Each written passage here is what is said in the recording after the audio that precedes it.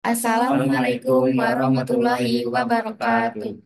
Yang terhormat dosen pengampu mata kuliah Sinyal dan Sistem, Ibu Enda Setiawati STMT, dan teman-teman semuanya yang kami hormati. Saat ini kami dari kelompok 1, kelas 3B Sistem Telekomunikasi akan membahas mengenai soal-soal sinyal dan sistem yang cukup menarik. Semoga apa yang kami sampaikan bisa memberikan wawasan baru dan tentunya bermanfaat. Jadi jangan berlama-lama lagi, langsung aja kita mulai presentasinya. Semoga kalian semua enjoy dan bisa mengikuti dengan baik.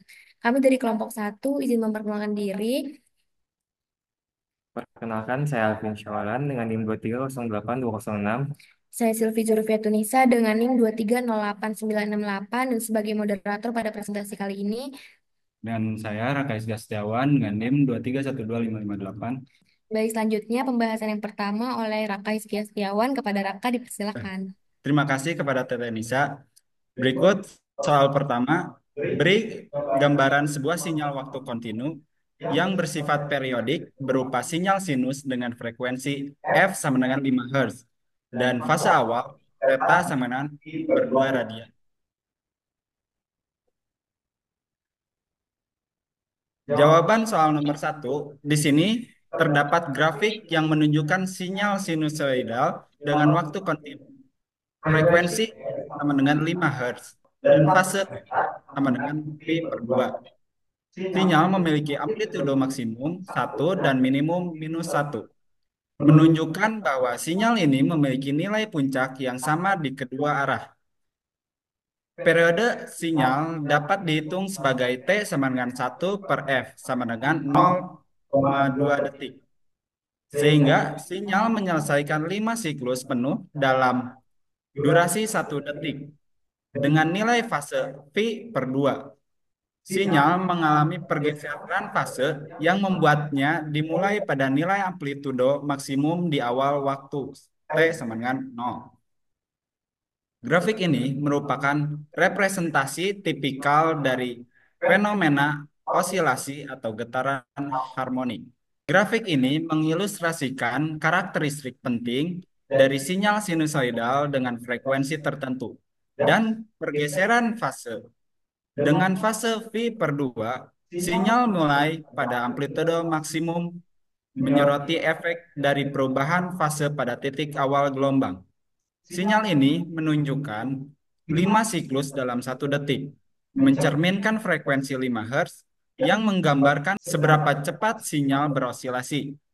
Contoh ini memperlihatkan bagaimana frekuensi dan fase memengaruhi bentuk dan perilaku gelombang, yang merupakan dasar penting dalam analisis sinyal dan aplikasi komunikasi. Pada soal nomor 2, ulangi langkah tersebut untuk nilai F sama dengan 10 Hz, 20 Hz, dan 30 Hz, sementara fase awalnya ditetapkan theta sama dengan 0 untuk semua kasus di atas. Pada jawaban soal nomor 2, grafik tersebut menunjukkan 3 sinyal sinusoidal dengan frekuensi yang berbeda, yaitu 10 Hz, 20 Hz, dan 30 Hz, masing-masing dengan fase theta sama dengan 0. Semua sinyal memiliki amplitudo maksimum 1 dan minimum minus 1. Peningkatan frekuensi menghasilkan periode yang lebih pendek, menyebabkan jumlah siklus meningkat dalam interval 1 detik. 10 siklus untuk 10 Hz, 20 siklus untuk 20 Hz, dan 30 siklus untuk 30 Hz. Sinyal ini menggambarkan hubungan langsung antara frekuensi dan kerapatan osilasi. Grafik ini menggambarkan bagaimana perubahan frekuensi memengaruhi kerapatan gelombang dalam interval waktu tertentu. Semakin tinggi frekuensi, semakin banyak siklus yang terjadi dalam 1 detik. Yang terlihat dari peningkatan jumlah osilasi pada frekuensi 20 Hz dan 30 Hz dibandingkan dengan 10 Hz. Ini menunjukkan bahwa frekuensi berbanding terbalik dengan periode gelombang. Semakin tinggi frekuensi, semakin singkat periode setiap siklus. Contoh ini memberikan pemahaman visual tentang bagaimana frekuensi mempengaruhi sifat sinyal sinusoidal, khususnya dalam konteks analisis dan desain sistem komunikasi. Lanjut pada soal ketiga, Berikan persamaan untuk sinyal seperti gambar berikut. Pada jawaban soal nomor 3, grafik tersebut menunjukkan sinyal bertingkat dengan perubahan nilai amplitudo pada waktu tertentu. Sinyal dimulai dari amplitudo 1 pada interval T kurang dari -1. Kemudian naik menjadi 2 pada interval T lebih besar sama dengan -1 dan kurang dari sama dengan 1. Dan kembali ke nilai 1 setelah T lebih besar 1. Pola sinyal ini menggambarkan karakteristik sistem kontinu dengan perubahan mendadak pada titik tertentu yang sering digunakan untuk mempresentasikan sinyal logika atau fungsi kontrol bertingkat. Grafik ini memperlihatkan contoh sinyal di kontinu yang mengalami perubahan mendadak pada titik-titik tertentu. Perubahan tajam ini menunjukkan bagaimana sinyal dapat berpindah dari satu level ke level yang lain secara instan, yang bisa ditemukan dalam sistem digital atau logika. Jenis sinyal seperti ini sering digunakan dalam aplikasi yang membutuhkan kontrol tingkat atau representasi kondisi tertentu, di mana transisi cepat antara level amplitudo menjadi penting. Contoh ini menyoroti perbedaan antara sinyal di kontinu dan di kontinu dalam pengolahan sinyal serta bagaimana perubahan level dapat mengindikasikan informasi spesifik dalam sistem.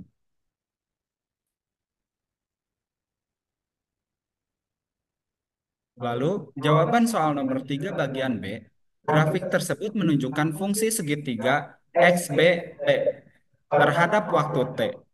Grafik ini memiliki bentuk segitiga simetris dengan nilai puncak 1 pada interval T sama dengan -2 hingga T sama dengan 2. Sebelum dan setelah interval tersebut, nilai XBT meningkat atau menurun secara linier mencapai 0 di T sama dengan -4 dan T sama dengan 4. Fungsi ini dapat merepresentasikan fenomena gradual seperti gelombang yang mengalami naik turun dalam batas waktu tertentu. Grafik ini menggambarkan fungsi segitiga yang menunjukkan perubahan amplitudo secara linier, naik dan turun dalam rentang waktu tertentu. Bentuk simetrisnya dengan puncak pada nilai 1, memberikan gambaran yang bagaimana amplitudo meningkat dan menurun secara bertahap, menunjukkan transisi yang halus dan rentang waktu yang telah ditentukan. Fungsi segitiga seperti ini sering digunakan untuk mensimulasikan fenomena yang mengalami perubahan secara perlahan, seperti sinyal yang melambat atau mempercepat secara linier. Ini memberikan contoh visual yang jelas tentang bagaimana perubahan bertahap dapat dipresentasikan dalam bentuk sinyal. Soal berikutnya akan dijelaskan oleh teman saya yaitu Nisha. Baik, soal selanjutnya akan dibahas oleh saya sendiri. Soal pertama, bangkitkan sinyal sinus pada soal nomor 1 dengan menggunakan MATLAB untuk waktu dari T sama dengan 0 sampai T sama dengan 2 detik. Untuk jawabannya sendiri, gambar ini menunjukkan grafik sinyal sinusoidal dengan waktu antara 0 hingga 2 detik. Sumbu horizontal menunjukkan waktu, sedangkan vertikal menunjukkan amplitudo yang berisolasi antara -1 hingga 1. Gelombang ini memiliki frekuensi tinggi dengan pola periodik yang teratur dan simetris, menunjukkan sifat gelombang sinus yang berulang setiap siklus. Grafik ini menggambarkan perubahan amplitudo sinyal yang mulus dan teratur, yang merupakan ciri khas dari sinyal sinusoidal dengan frekuensi tertentu dalam rentang waktu tersebut. Grafik ini memberikan gambaran visual yang jelas tentang bagaimana sinyal sinusoidal berosilasi dengan pola yang teratur dan simetris. Dengan frekuensi tinggi, sinyal ini menunjukkan perubahan amplitudo yang mulus dan berulang dalam setiap siklusnya. Perubahan yang teratur antara -1 dan 1 menggambarkan sifat dasar dari gelombang sinus yang sering digunakan untuk merepresentasikan fenomena osilasi dalam berbagai bidang, seperti komunikasi dan fisika. Di sini kita bisa melihat bagaimana amplitudo sinyal bergerak dengan lancar dan konsisten yang menjadi karakteristik utama dari sinyal sinusoidal pada rentang waktu yang diberikan. Selanjutnya yaitu soal yang kedua, bangkitkan sebuah sinyal sinus S1T sama dengan sin 8pi FCT dan jumlahkan dengan sejumlah sinyal S2T sama dengan sin 5pi CT ditambah 0,5pi, berikan gambaran hasil penjumlahan kedua sinyal tersebut. Untuk jawaban nomor 2 sendiri ini, gambar ini menunjukkan tiga grafik yang menggambarkan sinyal sinusial dan hasil penjumlahannya. Grafik pertama menunjukkan sinyal S1T sama dengan sin 5pi FCT dengan frekuensi tinggi menghasilkan gelombang sinus yang berosilasi antara min 1 dan 1. Grafik kedua adalah sinyal konstan S2T sama dengan sin 0pi FCT plus 0,5pi yang tetap dengan amplitudo 1 sepanjang waktu. Grafik ketiga menunjukkan hasil penjumlahan kedua sinyal, yaitu ST sama dengan S1T plus S2T, menghasilkan gelombang sinusoidal dengan amplitudo lebih besar, 0 hingga 2, akibat penambahan sinyal konstan. Grafik ini menggambarkan bagaimana penjumlahan dua sinyal sinusoidal dapat mempengaruhi bentuk gelombang yang dihasilkan. Ketika sinyal dengan frekuensi tinggi digabungkan dengan sinyal konstan, hasilnya adalah perubahan amplitudo yang lebih besar dan terpengaruh oleh kedua sinyal tersebut. Ini menyoroti prinsip superposisi dalam sinyal, di mana dua atau lebih sinyal dapat digabungkan untuk membentuk sinyal baru dengan karakteristik yang berbeda. Dalam contoh ini, penambahan sinyal konstan menyebabkan peningkatan amplitudo total, menunjukkan bagaimana interaksi antar sinyal bisa mempengaruhi hasil akhirnya. Selanjutnya, soal yang ketiga yaitu bangkitkan sebuah sinyal sinus S1T sama dengan sin 2pi FCT dan kalikan dengan sebuah sinyal S2T sama dengan sin 5pi FCT, berikan gambaran hasil perkalian kedua sinyal tersebut. Baik, untuk jawaban nomor 3 sendiri, grafik tersebut menunjukkan hasil analisis sinyal dengan tiga bagian utama. Grafik pertama menggambarkan sinyal sinusoidal S1T sama dengan sin 2pi FCT berisolasi dengan frekuensi tertentu, menghasilkan gelombang sinus yang kontinu. Gambar kedua, S2T sama dengan sin 0pi FCT menunjukkan nilai 0 konstan karena frekuensi pembawa FC dikalikan 0. Menghasilkan sinyal diam, grafik ketiga hasil perkalian ST sama dengan S1T dikali S2T juga berupa sinyal 0 konstan karena S2T tidak memiliki komponen amplitudo yang dapat mengalihkan S1T. Keseluruhan grafik mencerminkan prinsip matematis bahwa mengalihkan sinyal dengan 0 menghasilkan keluaran 0. Grafik ini menggambarkan dampak penggabungan sinyal ketika satu sinyal tidak memiliki perubahan amplitudo, yaitu sinyal konstan 0. Hal ini menunjukkan konsep dasar dalam matematika sinyal, di mana pengalihan dengan sinyal bernilai 0 menghasilkan output yang juga 0. Dengan kata lain, sinyal yang berosilasi tidak akan memiliki pengaruh jika dikalikan dengan sinyal yang diam. Analisis ini menekankan pentingnya memahami interaksi antara sinyal berbeda, terutama dalam konteks pengolahan sinyal dalam komunikasi, di mana perkalian sinyal digunakan untuk modulasi dan analisis frekuensi. Untuk soal berikutnya akan dibahas oleh Alvin. Kepada Alvin dipersilakan. Oke, terima kasih Nisa. Selanjutnya nomor 4. Sebuah kanal memiliki sifat melemahkan sinyal yang dilaluinya, sehingga menyebabkan level sinyal yang lewat turun 20%. Apabila sebuah sinyal sinus memiliki persamaan S1T sama dengan sin 5pi FCT dengan FC sama dengan 10, maka beri gambaran bentuk sinyal sebelum dan sesudah atenuasi.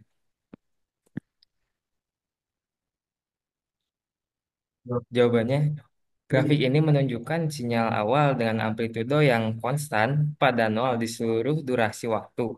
Pada grafik kedua, terdapat sinyal yang telah diatenuasi sebesar 20%. Namun, karena sinyal awal memiliki amplitudo nol, proses atenuasi tidak memengaruhi hasil akhirnya, sehingga grafik kedua tetap menunjukkan nilai amplitudo nol yang konstan. Hal ini menggambarkan bahwa atenuasi atau pengurangan amplitudo hanya berdampak pada sinyal dengan nilai amplitudo tertentu. Ketika sinyal awal tidak memiliki osilasi atau amplitudo nol, atenuasi tidak memberikan perubahan pada bentuk sinyal. Kedua grafik mencerminkan kondisi yang identik secara visual dan matematis. Grafik ini memberikan ilustrasi penting mengenai efek atenuasi pada sinyal yang tidak memiliki amplitudo awal.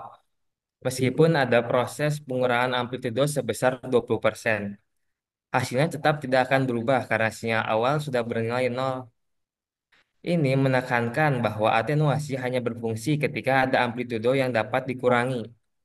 Jika sinyal tidak memiliki variasi amplitudo, seperti pada kasus ini, efek atenuasi tidak terlihat Contoh ini membantu memahami bahwa proses pengolahan sinyal seperti atenuasi hanya relevan ketika ada data atau sinyal yang bisa diproses. Selanjutnya nomor 5. Sebuah sistem penguat memiliki gain 2,5 kali. Apabila sebuah sinyal sinus memiliki persamaan S1T sama dengan sin 5 PFCT, bagaimanakah bentuk sinyal sebelum dan sesudah diamplifikasi terjadi? Jawaban untuk pertanyaan nomor 5 yaitu grafik menunjukkan sinyal awal dengan amplitudo nol konstan pada seluruh durasi waktu. Grafik kedua menampilkan sinyal yang telah diamplifikasi dengan gain 2,5 kali.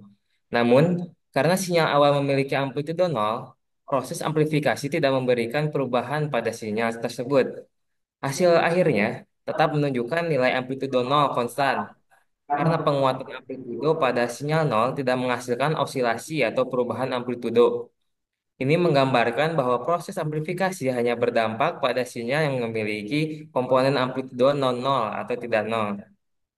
Dalam kasus ini, kedua grafik ini mencerminkan kondisi identik secara visual dan matematis, meskipun dilakukan operasi penguatan. Grafik ini menunjukkan bahwa proses amplifikasi hanya memiliki efek ketika ada sinyal yang memiliki nilai amplitude. Meskipun sinyal awal diperkuat dengan faktor 2,5 kali karena amplitudonya nol dari awal, hasil akhirnya tetap tidak berubah. Ini menyoroti prinsip dasar dalam pengolahan sinyal, bahwa penguatan hanya akan memengaruhi sinyal yang sudah memiliki konten amplitudo. Contoh ini memperjelas pentingnya memahami kondisi sinyal awal sebelum melakukan operasi seperti amplifikasi. Karena pada sinyal dengan amplitudo nol, proses penguatan tidak memberikan perubahan yang berarti. Sekian dari pembahasan soal, selanjutnya dikembalikan ke moderator. Cukup sekian materi yang bisa kami sampaikan. Semoga bisa memberi gambaran yang jelas dan bermanfaat buat kita semua. Terima kasih banyak atas perhatian dan partisipasinya, terutama kepada dosen pengampu Ibu Endah Setriwati STMT yang sudah memberikan kesempatan kepada kami. Jika ada yang masih atau masih mau diskusi lebih lanjut, kami dengan senang hati buka sesi tanya jawab di kolom komentar. Terima kasih kembali kami ucapkan dan sampai jumpa di kesempatan berikutnya. Wassalamualaikum warahmatullahi wabarakatuh.